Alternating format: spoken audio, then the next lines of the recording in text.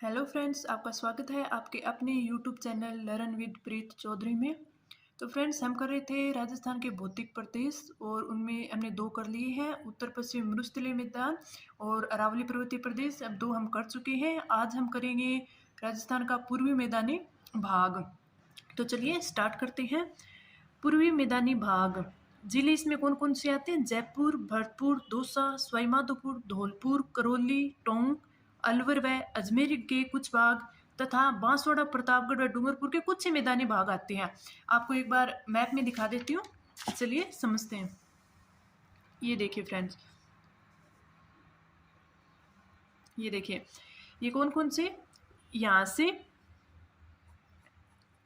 से स्टार्ट होकर ये वाला है, ये क्या है? पूर्वी मैदानी भाग। क्या है? पूर्वी मैदानी भाग, जिसमें जयपुर, अलवर, टोंक, सवाईमाधोपुर, करौली, भीलवाड़ा, प्रतापगढ़, डूंगरपुर और बांसवाड़ा का यहाँ का ये थोड़ा थोड़ा भाग, और ये वाला, तो ये है पूर्वी मैदानी भाग।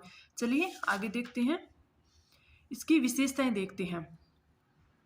यह मैदानी भाग अरावली पर्वतमाला के पूर्व में स्थित है, क्योंकि अरावली पर्वतमाला ऐसे है तो इस साइड यहाँ पे है, तो ये क्या होगा? अरावली पर्वतमाला के पूर्व में स्थित है।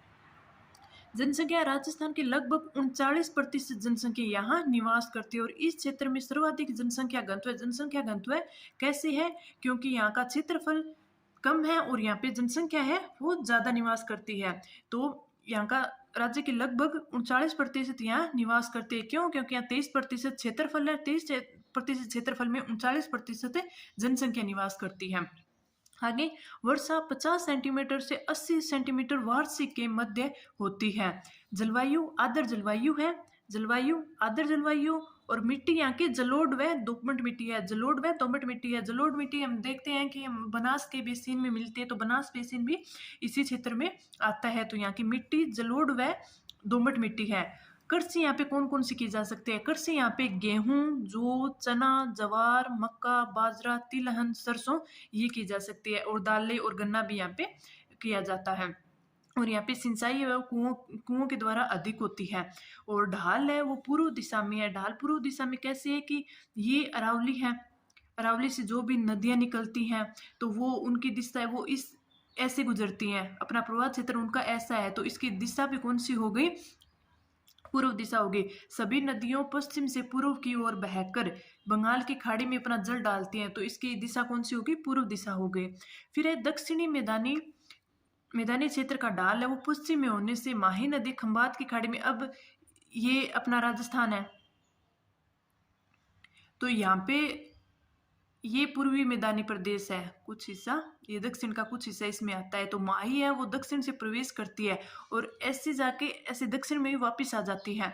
तो यहाँ का मैदानी क्षेत्र का ढाल होगा वो पश्चिम में होने से माही पश्चिम में होगा। क्यों होगा? क्योंकि माही नदी अपना प्रवाह क्षेत्र माही का ये है, तो पश्चिमी क्षेत्र का जो ढाल है वो कहाँ पे है? वो दक्षिण में है। आगे यहाँ पे नहरें कौन कौन सी हैं? भरतपुर नहर और गुड़गांवा नहर, भरतपुर और गुड़गांवा नहर। और इसकी विशेषता, चंबल के बीड़ व कंदराएं यहाँ की मुख्य विशेषता है, क्योंकि चंबल नदी गुजरती है। देखिए, चंबल यहाँ से मध्य प्रदेश से आकर राजस्थान में प्रवेश करती है और ये अपना जल है वो पूर्व की ओर इस साइड लेके जाती है, और चंबल है वो चंबल के जल अपर्दन सर्वाधिक होता है। चंबल है वो जल अपर्दन सर्वाधिक करती है।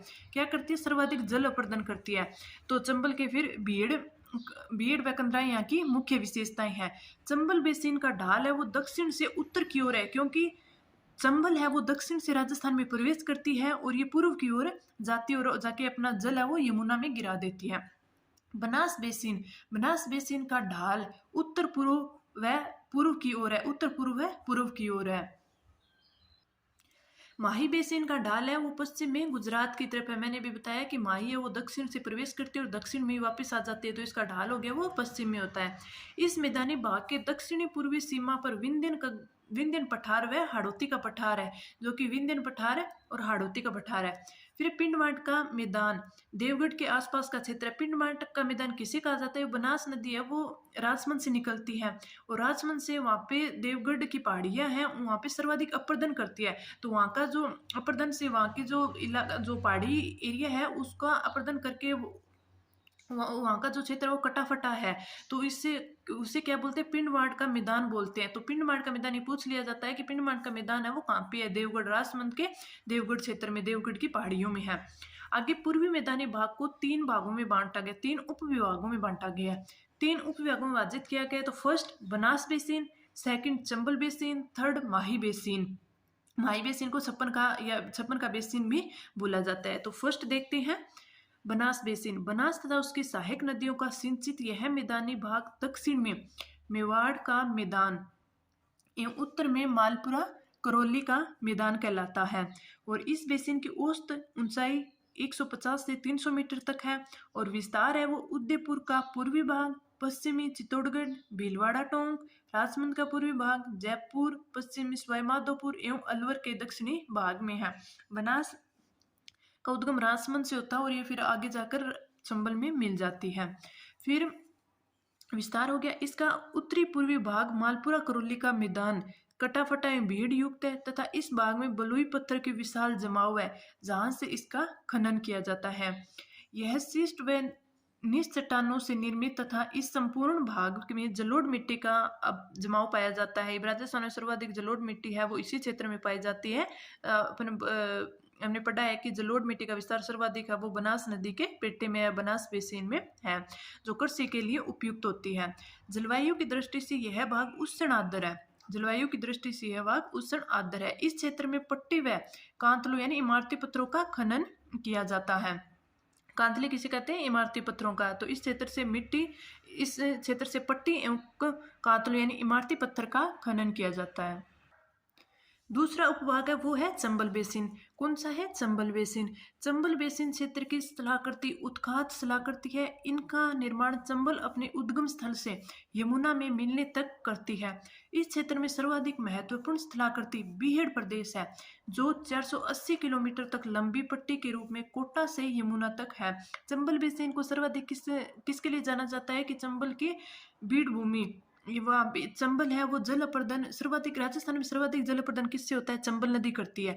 तो वो चंबल नदी अपर्दन के साथ वहाँ के जो स्थला करती है उसको अपर्दन क्या होता है कि वहाँ चंबल के किनारों का कटना फटना, वहाँ पे उसका अपर्दन होगा तो वो किनारे है कटेंगे फटेंगे तो वहाँ पे उत्खात स्थलाकृति का निर्माण होगा। तो उसे क्या बोलते हैं, चंबल का बेसिन में भीड़ भूमि बोलते हैं। और कई बार बोलते हैं ना कि चंबल में जो भीड़ भूमि है वहाँ पे डाकू ज़्यादा रहते हैं। तो इस प्रकार से इस क्षेत्र में सर्वाधिक महत्वपूर्ण स्थलाकृति वो भीड़ प्रदेश है जो कि 480 किलोमीटर तक लंबी पट्टी के रूप में फैली हुई है कोटा से यमुना तक, क्योंकि कोटा से होते हुए ये यमुना में जाके चंबल बेसिन चंबल नदी है वो गिर जाती है।